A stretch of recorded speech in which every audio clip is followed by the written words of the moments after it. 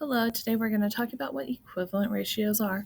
This is a very common lesson. It's one that some of you will look at as review because an equivalent ratio is nothing more than almost the same thing as an equivalent fraction. A ratio is a pair of two different numbers you are comparing. If I am comparing girls and girls, that is not a ratio. I'm comparing the same thing. But if I'm comparing girls to total number of students, that is a ratio. Also, a term is a set of quantities that you are comparing. If you remember at the beginning of the year, we learned what a term is. And part of our lesson about terms are that they are divided by a plus or a subtraction sign. And so terms are usually multiplying or dividing something.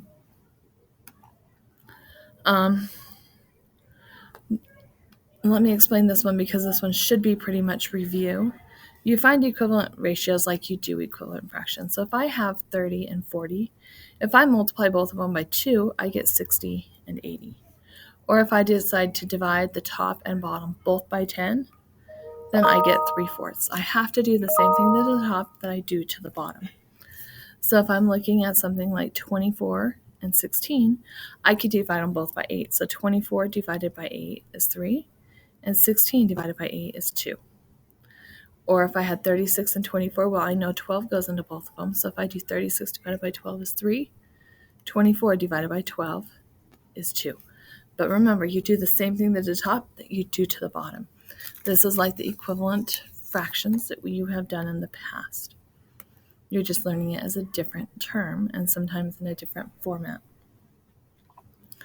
So if I'm looking at 3/5, I need to write 3 equivalent ratios. So I can do 3/5.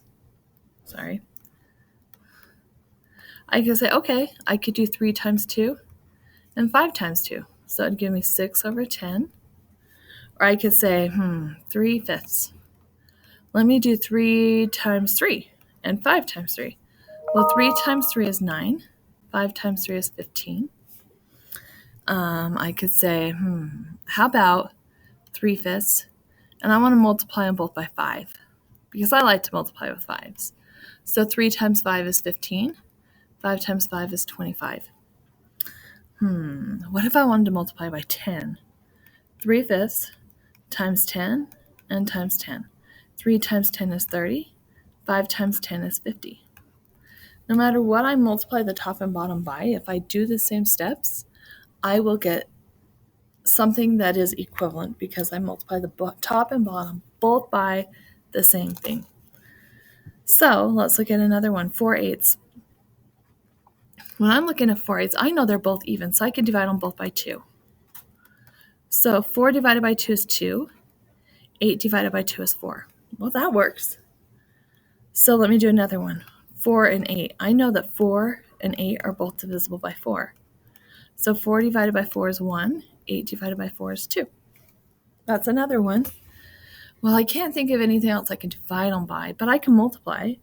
So 4/8, I'm going to do times 2.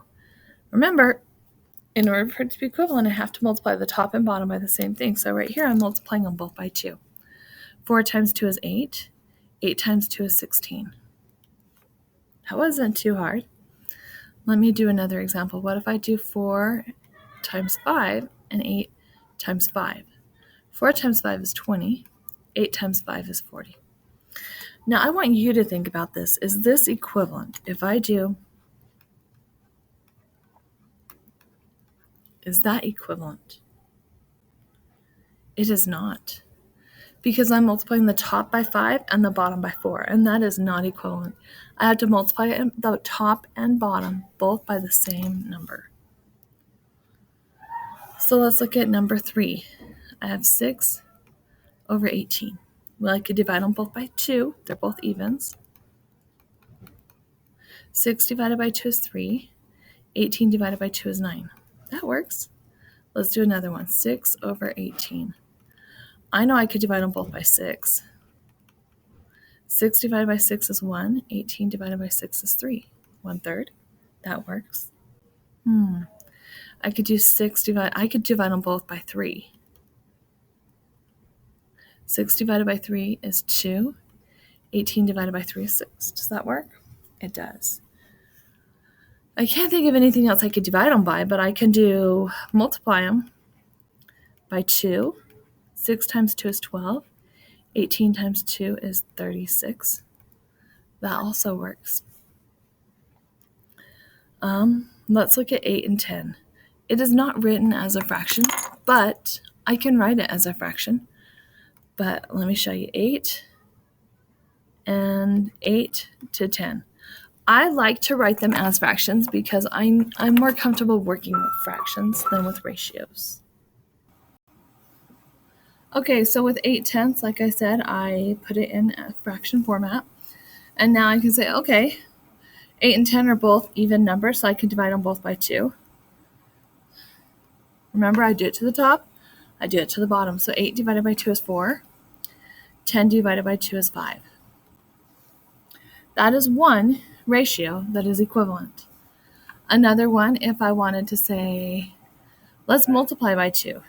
8 over 10 times 2 and times 2. 8 times 2 is 16. 10 times 2 is 20. That is another equivalent ratio. Let's do another one. What if I do 8/10 and I multiply them both by 10, because that's a really easy one to do. 8 times 10 is 80. 10 times 10 is 100. That is equivalent. So those are 3 equivalent ratios. Now let's do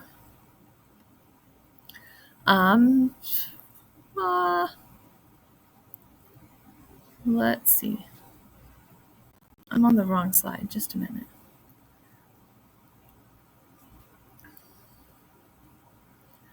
Get to where I'm supposed to be.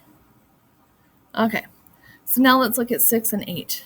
So I can do it this way. I can say 6 and 8. 6 divided by 2 and 8 divided by 2. 6 divided by 2 is 3. 8 divided by 2 is 4. So I can say 3 to 4. I can write it in that format. I could also say, what about, I'm going to turn it into a fraction again because to me it's just easier. What if I multiply by 2? Most of the time, I'm always going to multiply by 2 because it's an easy one. So 6 times 2 is 12. 8 times 2 is 16. That's an easy one. Let's multiply by 5. I like to multiply by 2s, 5s, 10s. They're always super easy to do. So 6 eighths times 5 and 8 times 5. 6 times 5 is 30. 8 times 5 is 40. It's not too tough, is it? I'm going to skip number 6 because I would like you to do that one on your own. You could easily divide by 2. You can multiply by 2. You can multiply by 10. You can multiply by 5. But let's jump to 7 because it's a different format, and I just want you guys to have a little bit of experience with different formats. So if I have 12 to 18, same thing. I'm going to put my 12 on top, and I'm going to put my 18 on bottom. Well, 12 and 18 are both divisible by 2. So I can say divided by 2 and divided by 2. 12 divided by 2 is 6. 18 divided by 2 is 9. That is one equivalent ratio. So I could write it 6 over 9 or 6 to 9 or 6 to 9. Let's find another equivalent ratio. If I did this one, I said, wait, they're both divisible by 3. So 12 over 18 divided by 3 divided by 3. 12 divided by 3 is 4. 18 divided by 3 is 6. So now I have 4/6. That one worked really well too. Is there anything else that goes into both 12 and 18? What about 6? Let's try that one. So 12 over 18 divided by 6 and divided by 6. 12 divided by 6 is 2. 18 divided by 6 is 3. And there is another one that is equivalent. There's a lot of different ways. I could do 12 times 2 over 18 times 2. 12 times 2 is 24. 18 times 2 is 36. Any of those are equivalent ratios. So I can also say, okay, 2/3. I could say 4 to 6. I could put them in different formats even. But I have to find 4 of them that are equivalent but not the same. Because if you notice right here, these 3, they're the same, they're just written in different formats. You need to find different ones. So 2/3 is a different one. 4 to 6 is a different one. Let's do 16 to 18. So I'm going to start here and say 16 over 18. As I said, I always put it in division or in fraction format because I'm already comfortable with equivalent fractions. So I can say, well, they're both even, so I can divide them both by 2. 16 divided by 2 is 8. 18 divided by 2 is 9. There's one of my fractions. There's one of my equivalent ratios. Let's look at another one. 16 over 18. I am going to multiply by 2. 16 times 2 is 32. 18 times 2 is 36. That was an easy one. I'm going to do an even easier. 16 over 18. 16 times 100. 18 times 100. 16 times 100 is 1,600. 18 times 100 is 1,800. I can multiply by 5. I can multiply by 10. I can multiply by 20. I can do a whole bunch of different fractions, but I have to make sure if I multiply the top, I multiply the bottom by that exact same number. I want you guys to figure out number 9 while we go on to the next slide. Right here. This one right here, they want you to write it in simplest form, and that means what is the smallest that it could be. And so, if I do 10 to 15, I'm going to say, okay, 10 and 15. What goes into both 10 and 15? 5 does. So let's do 10 divided by 5. 15 divided by 5. 10 divided by 5 is 2. 15 divided by 5 is 3. That wasn't too hard, was it? Let's look at number 11. If I have 21 to 14, I'm going to turn it into a fraction. What goes into both 21 and 14? 7 goes into both, so let me divide this by 7 and divide this by 7. 21 divided by 7 is 3. 14 divided by 7 is 2. Perfect. Let's do one more. 15 25ths. What goes into both 15 and 25? Well, in this case, I can divide them both by 5 again, because they both have a 5 at the end. What's 15 divided by 5? 3. And 25 divided by 5 would be 5. Great job. Let's go to the next page, right here. Now we have to decide if they're equal or not. If they are equal, it would form what is called a proportion. It would mean it's proportionate. If you make RC cars and stuff, sometimes they have like scale, and they'll say 1 to 8 scale or 1 to 16 scale and stuff. That means for the actual size car is 16 times bigger than the RC model is. So let me show you this trick. This trick, it does work all the time. But it does take a minute. Either you've got 2 methods. Let me write those both down. You could simplify. Or you could what they call cross multiply. When I simplify, what I need to do is I need to say, okay, 15 over 18 and 10 over 12. Okay, 10 and 12 are both even, so I'm going to divide them both by 2. So 10 divided by 2 and 12 divided by 2. 10 divided by 2 gets me 5, and 12 divided by 2 gets me 6. Did I get this? Did I get something? Yeah. Let's look at 15 and 18. 3 goes into both of them. So let me say 15 divided by 3 and 18 divided by 3. 15 divided by 3 is 5. 18 divided by 3 is 6. Look, I have the exact same fraction, 5 6 and 5 6. That tells me that they are equal, but let me show you a cross-multiplying method. If I do it that way, I could say 15 over 18 equals 10 over 12. And I am going to cross multiply. So 18 times 10 equals 180. 15 times 12, I don't know that off the top of my head, but let me, 10, 2, 3, 5, 1. I got 180. Did I get the same exact answers? Yes, I did. That means that they are equivalent. Let's try another example. Let's do 20 to 4 and 24 to 30. I am going to put them as fractions again because to me, that makes it easier. I know 24 and 30 are both divisible by 6. So 24 divided by 6 is 4, and 30 divided by 6 is 5. So now I have 4/5. 20 and 24, they're both even, so let me divide by 2 here. Actually, I can divide by 4. 20 divided by 4 and 24 divided by 4. 20 divided by 4 is 5. 24 divided by 4 is 6. Did I get the same answer? 5/6 and 4/6. They are not the same, are they?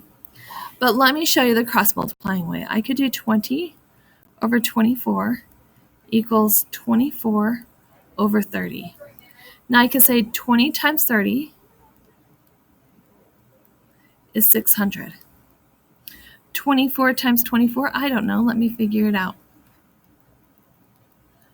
8, 9, 8, 4, 6, 17, 576. Okay, look at these 600 and 576. They are different numbers, so they are not equivalent. Both ways work, but if you're not sure if it's all the way simplified or if you're struggling with simplification, you might want to do the method of cross multiplying. Let's do number 15 together. I have 16 over 30, or over 20, sorry, and I have 28 over 35.